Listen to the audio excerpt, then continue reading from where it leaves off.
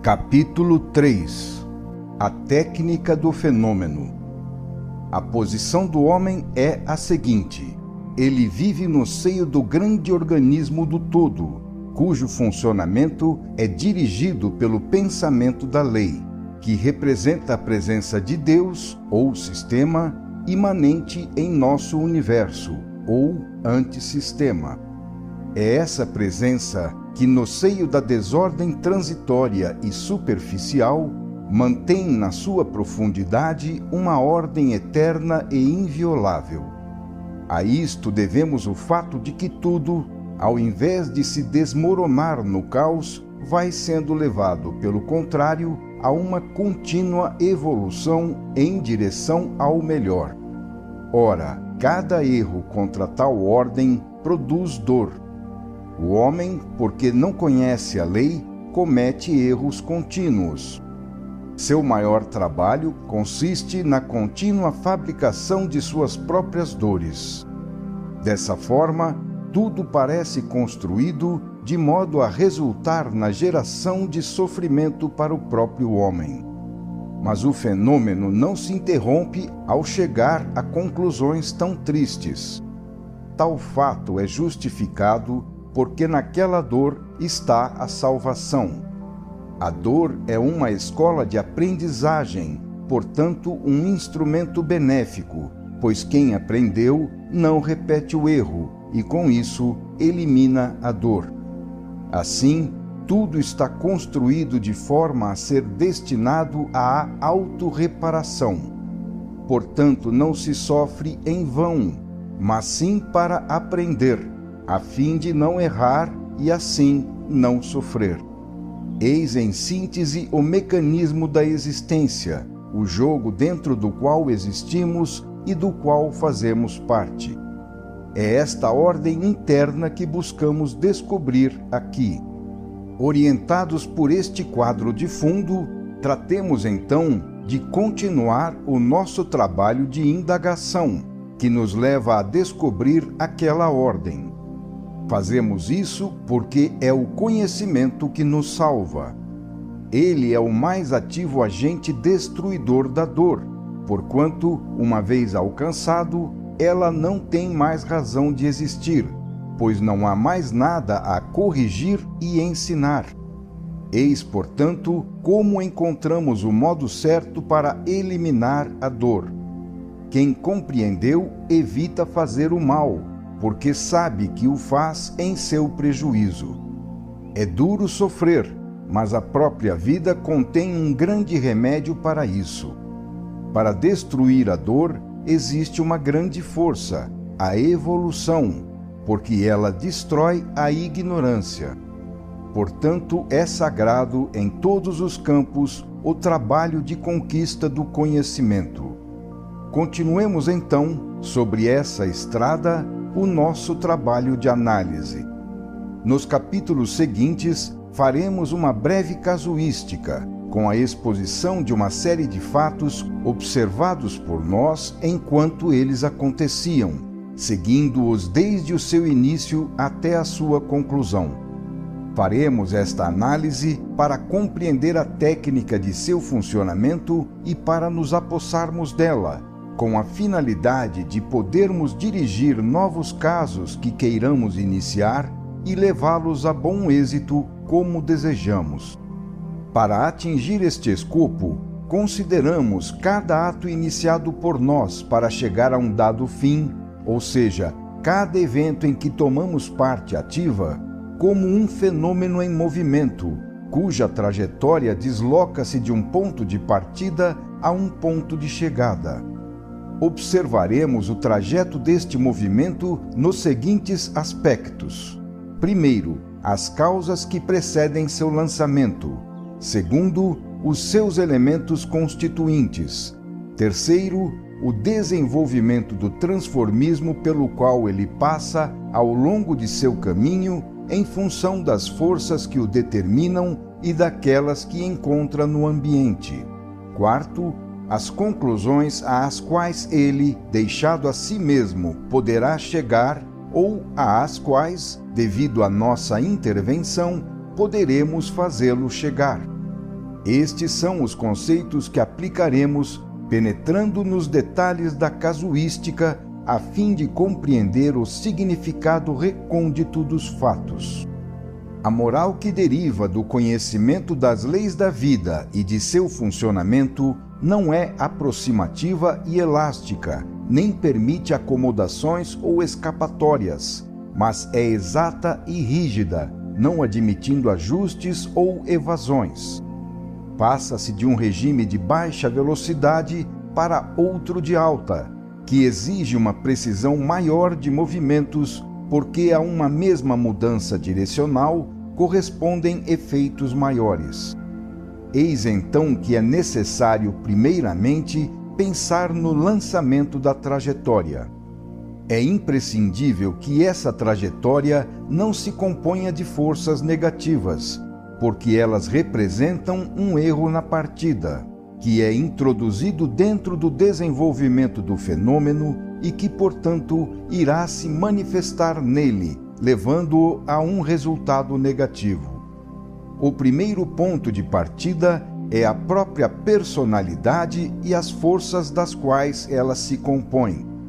Eis que no início de um dado acontecimento, quando começamos a agir para colocá-lo em movimento, a fim de que ele se realize, deveremos fazer um exame de consciência ou uma autopsicanálise para nos apercebermos de quais forças dispomos, dadas pelas qualidades que possuímos e que constituem a nossa personalidade.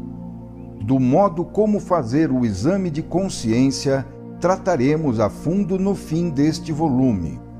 Aqui somente mencionamos que esta estrutura da personalidade é um fato estabelecido, o qual pré-existe à análise e do qual depende o tipo de forças que poremos em órbita no momento do lançamento da trajetória.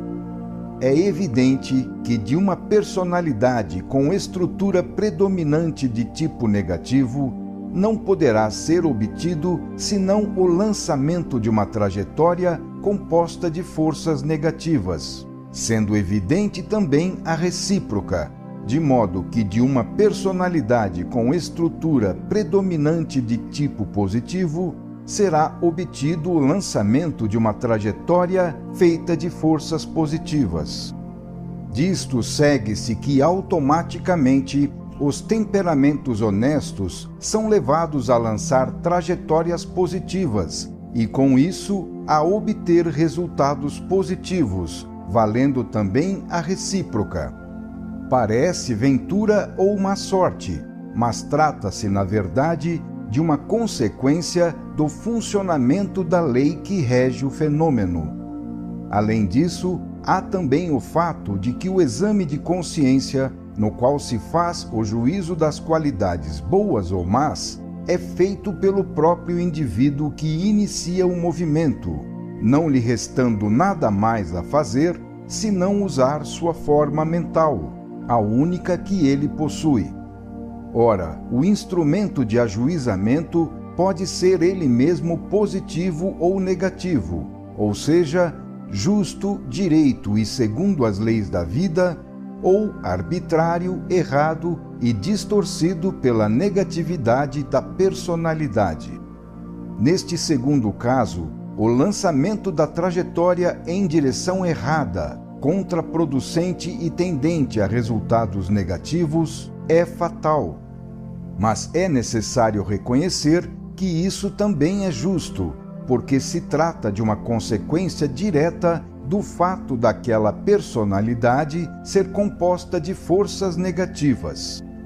Na execução do exame de consciência, é necessário estar precavido também da possibilidade de haver, sobre a função de julgar, a influência do subconsciente, que está sempre pronto, no âmago, a fazer aflorar seus próprios impulsos. Ele é astuto e aproveita qualquer oportunidade para fazer apreciações distorcidas a seu modo, a fim de satisfazer sua vontade. Também falaremos melhor disto mais adiante no capítulo 9. O subconsciente quer sobreviver tal como ele é, afirmando-se à sua maneira. Assim, ele luta para se impor e, a fim de conseguir isso, disfarça-se com argumentos que parecem lhe dar razão, envergando uma auréola de virtude para esconder suas qualidades negativas. É a besta original, ainda não eliminada, que emerge. Então, por meio de um exame de consciência assim viciado desde o início, nada mais podemos obter senão um resultado falsificado. O que se deve fazer então para obter bons resultados? A condição imprescindível é ter uma personalidade de tipo positivo.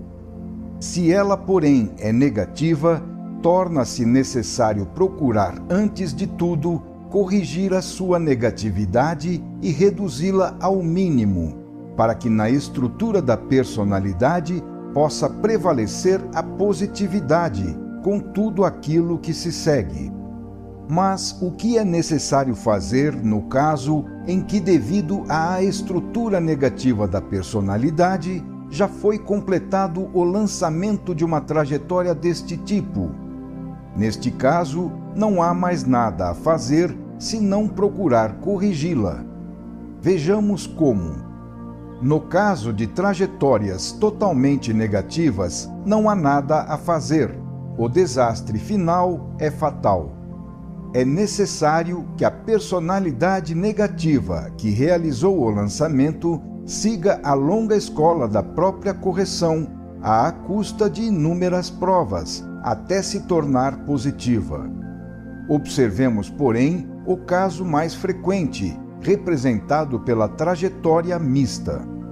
A personalidade pode possuir um fundo de positividade com zonas de negatividade, as quais constituem na trajetória aquilo que poderíamos chamar de nós de resistência. É preciso descobri-los e desfazê-los, pois eles são erros contra as leis da vida. Trata-se de desvios cuja direção é necessário endireitar ao longo do caminho. Pode-se fazer isso esperando que aqueles impulsos negativos se esgotem para deixá-los consumirem sua energia inicial. Mas é possível ainda intervir de outra maneira, colocando voluntariamente em movimento impulsos positivos que se oponham aos negativos, para neutralizá-los. Com isso, pode-se combater também a tendência dos impulsos negativos de atraírem para seu campo outros impulsos negativos, que tendem a reforçá-los. A presença da negatividade, tendendo a desviar do sentido positivo o percurso da trajetória, não nos deve alarmar. O fenômeno desenvolve-se como uma luta entre a positividade e a negatividade. Cada erro pode ser corrigido, e aqui explicamos como. Se o erro aparece, ele deve ser corrigido, sendo que ao corrigi-lo, aprende-se a não repeti-lo mais. Tudo, até mesmo o mal, pode ter uma função construtiva. O problema é neutralizar a negatividade presente no fenômeno, porque ela o polui, levando-o a resultados negativos. Tais resultados, porém, podem ser calculados, porque são proporcionais à dose de negatividade contida no fenômeno, razão pela qual são previsíveis e evitáveis. É necessário compreender que os resultados finais dependem desta dose de negatividade e que esta dosagem depende de nós. Somos donos dos resultados porque, se preenchermos todas as condições necessárias para atingi-los, podemos obter aqueles que desejamos, e já sabemos agora quais são elas. Da mesma forma, quando os resultados desejados não são obtidos, sabemos também a razão pela qual isso acontece e o que é necessário fazer para evitar este prejuízo. A análise do fenômeno nos mostra tudo. Não podemos, portanto, culpar ninguém nem nos embalarmos com esperanças ilusórias. É necessário analisar e saber dirigir os elementos determinantes do fenômeno. Isso significa observar a estrutura da personalidade, examinar com exatidão as forças que a constituem, estabelecer a colocação destas forças em órbita através de um lançamento correto da trajetória e, por fim, efetuar posteriormente eventuais correções dessa trajetória durante o seu percurso, processo que é possível ser realizado, pois trata-se de um fenômeno em movimento, no qual é possível, assim, inserir novos impulsos. Isso significa acompanhar todo o desenvolvimento do fenômeno que movimentamos, desde suas primeiras causas até a sua conclusão. Temos falado de positividade e negatividade, mas o leitor pode indagar o que significam na prática esses dois conceitos. Positividade significa retidão, honestidade, sinceridade, justiça, responsabilidade, etc. Qualidades que o indivíduo positivo utiliza no lançamento da sua trajetória. Negatividade significa o contrário. Podemos afirmar que os resultados são positivos no primeiro caso e negativos no segundo, pois temos realizado verdadeiros controles experimentais, com os quais obtivemos confirmação desta correspondência de fatos. Na casuística que exporemos nos capítulos seguintes, veremos a aplicação destes conceitos, observando a técnica segundo a qual se desenvolvem os atos que iniciamos para alcançar um dado objetivo. Porém, antes de procedermos à casuística, temos de explicar como tudo isso acontece. Veremos que cada ato nosso é um fenômeno regido por normas definidas do princípio ao fim. Chegou a hora de enfrentar com espírito analítico e métodos positivos o caso de nossa conduta, até agora deixado inexplorado à mercê de normas empíricas. O sistema de construir uma ordem apoiada no comando e na obediência, em vez de se basear na compreensão e na convicção, pertence à era infantil da humanidade e desaparece agora, quando ela entra numa fase mais madura. A disciplina, porém, continua necessária. Se o homem novo, que é crítico e racional, não aceita mais a disciplina por imposição de autoridade, não lhe resta senão aceitá-la por livre vontade, como fruto do entendimento. Caso ele não queira compreender, aprenderá duramente à própria custa, caindo no caos. A nova moral irá se impor por si mesma, sendo seguida não porque a autoridade mandou, mas sim porque ela é útil no interesse de quem a aplica. Trata-se de uma moral clara, controlável por fatos e vantajosa, o que torna aceitáveis os seus princípios de honestidade e justiça. A mente moderna não se sujeita mais passivamente àquela moral somente normativa e preceituada. Por isso exige no lugar dela uma moral livre e consciente, mas responsável. Uma moral regida por uma lógica que lhe justifica as normas. Uma moral controlável em seu valor pelos seus resultados. A mente moderna não aceita mais uma moral coagida, à base de ameaças e condenações. Tal sistema leva à evasão e não à aceitação por convicção, que se atinge quando se compreende seu funcionamento e vantagens. A nova moral está na lei da vida e diz, abre aspas, posso pegar aquilo que quiser, contanto que eu pague por isto, pois só é verdadeiramente meu o que eu tiver merecido. Posso agir livremente, mas as consequências são minhas. Cumpre a mim compreender o que posso e o que não posso fazer. A veracidade e a utilidade desta lei eu posso verificar por mim mesmo, convencendo-me desse modo que me convém segui-la. Fecha aspas. É por isso que mostramos seu funcionamento, do qual ninguém pode fugir. Passar para outra fé ou se tornar ateu não muda nada. A lei da vida é igual para todos. Conclui-se que, conhecendo a técnica de seu funcionamento, podemos dominar os acontecimentos, porque quando colocamos em movimento os elementos exigidos, sabemos quais são os resultados que eles devem atingir. Tudo isso acontece no terreno da positividade e do raciocínio, e não do fideísmo e da emotividade, de modo que pode ser apresentado na forma mental mais compreensível para o homem moderno e para o do futuro.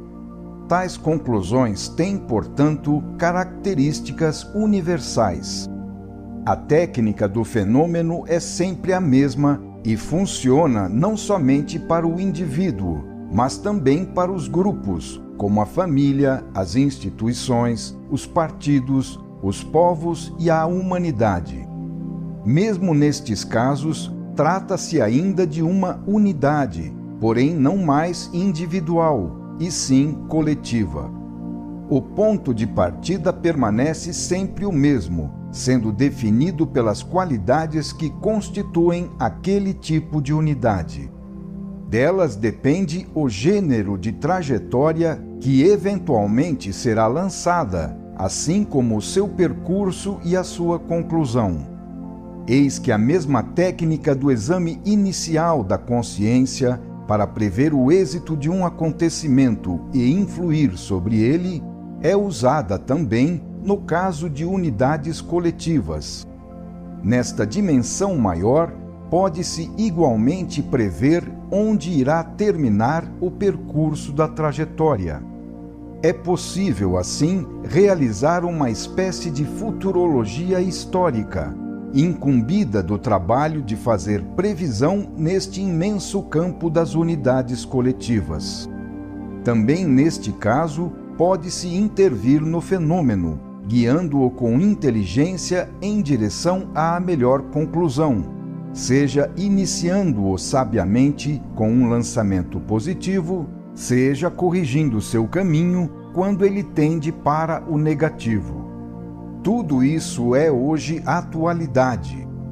No passado, a humanidade, em sua ignorância das consequências, lançou muitos impulsos com base no egoísmo e na injustiça, o que explica a colheita dos resultados obtidos segundo a técnica que temos visto.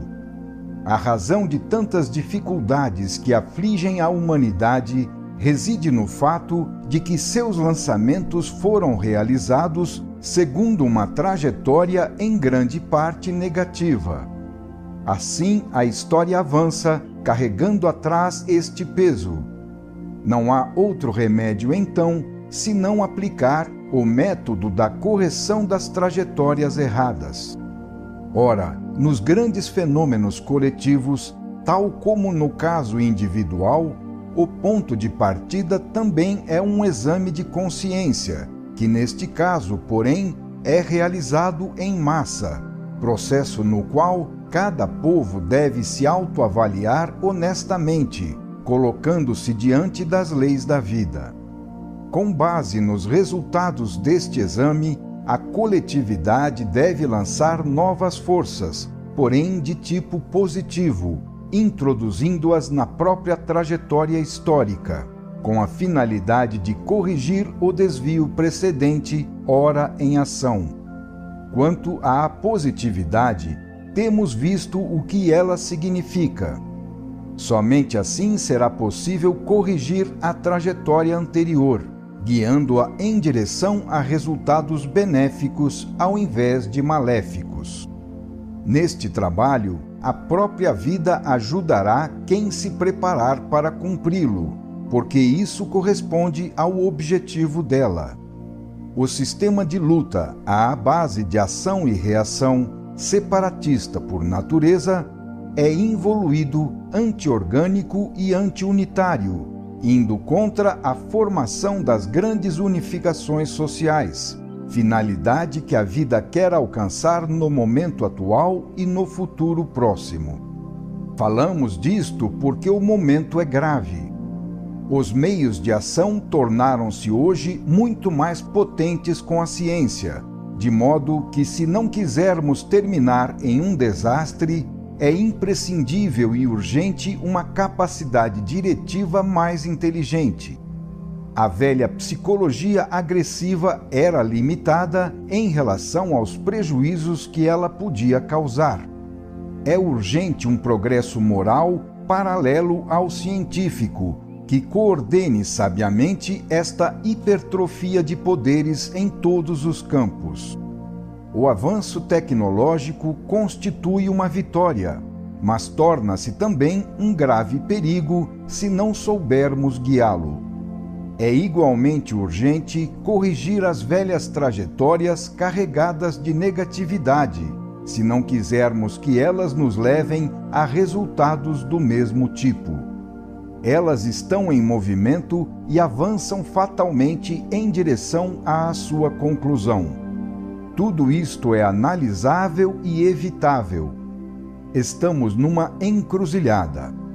As velhas normas estão atualmente superadas. É necessário substituí-las por normas sólidas, mais adaptadas ao novo homem que está se formando e à sua nova posição na vida. Mas o que entendemos por normas mais sólidas? Como é esse novo homem que está se formando? A prova de que a velha moral torna-se cada vez mais inadequada aos novos tempos é dada pelo fato de haver se formado um movimento revolucionário inovador que é obra não apenas de um grupo particular, mas sim de uma corrente mundial. Encontramo-nos diante de um fenômeno novo para nós, dado pelo fim de uma civilização e pelo início de outra, de tipo diferente. A velha ordem está caindo, porém uma nova e melhor, capaz de substituí-la, deverá necessariamente nascer. Isso é possível hoje porque o homem está atingindo uma maturidade psicológica que lhe permite ver a vida com espírito crítico adulto, apoiado no método analítico e positivo. Pode-se assim enfrentar e resolver problemas que antes permaneciam sepultos no mistério, porque eram vistos somente com uma psicologia infantil, de tipo empírico. Cai assim a veste legendária e mitológica, para deixar aparecer a realidade nua, que se torna então compreensível, mostrando-nos as normas mais sólidas às quais nos referimos. Ao homem novo que está se formando, é necessário fornecer um alimento diferente daquele que o satisfazia no passado, mas que não o satisfaz mais agora. Um alimento mais nutritivo, feito de um sistema persuasivo, capaz de levá-lo com clareza à convicção, porque mostra a realidade da vida. Onde encontrar então esse alimento? Só a ciência nos apresenta características de positividade, objetividade e imparcialidade, elementos capazes de alcançar uma verdade biológica universal, que não seja só de um grupo e não esteja em luta contra a verdade de outros grupos. Até agora, a ciência não entrou no campo da ética do comportamento correto. Mas é exatamente a maturidade evolutiva do homem, como já mencionamos, o fator que pode permitir à ciência penetrar neste terreno. Tudo está pronto para que isso se verifique. O grau de evolução alcançado, o desenvolvimento da ciência, a necessidade de resolver novos e mais complexos problemas, incluindo os de natureza espiritual, insolúveis pelos velhos métodos, e a necessidade de definir as diversas verdades deixadas em suspenso. As contínuas mudanças nas relações sociais vão criando situações imprevistas que exigem uma regulamentação nova com base em outros princípios, porque os velhos tornam-se inadequados. É assim que se faz sempre mais necessário desenvolver uma ciência da conduta humana no mesmo nível já alcançado pela ciência em outros campos. Hoje corre-se e, portanto, é necessário ter uma boa visão da estrada. Urge entender o significado da vida e as consequências de nossas ações para nos dirigirmos inteligentemente. Com o aumento dos poderes do homem, aumenta a periculosidade de seus movimentos errados, havendo cada vez menos margem para eles. Por isso é necessário uma ética de tipo científico, que nos mostre a técnica do funcionamento das leis da vida. É preciso fazer o homem compreender que ele não está sozinho na estrada, abandonado à mercê da própria sorte e distante de qualquer força para auxiliá-lo, mostrando-lhe que, pelo contrário, elas estão próximas e que a sua ajuda funciona realmente, desde que ele o mereça por ter cumprido com o seu dever. Em um momento de tantas reivindicações sociais, deve-se fazer valer também os direitos do homem justo perante as leis da vida. Em um mundo onde ele é esmagado pelo mais forte, torna-se necessário provar experimentalmente que esse tipo de homem é defendido pelas leis da vida, porque é útil a ela, que se mostra sua amiga e o defende para os seus objetivos. Com a finalidade de construir um futuro cada vez mais realizador do estado orgânico unitário, a vida tem sempre menos necessidade do biótipo prepotente vencedor, cujo valor é adequado em outras condições, inerentes a outras fases de evolução, e tem sempre mais necessidade, como modelo para a massa, do homem justo, que saiba ordenadamente funcionar em seu posto na coletividade, segundo suas qualidades e especialização de trabalho. Final do capítulo 3.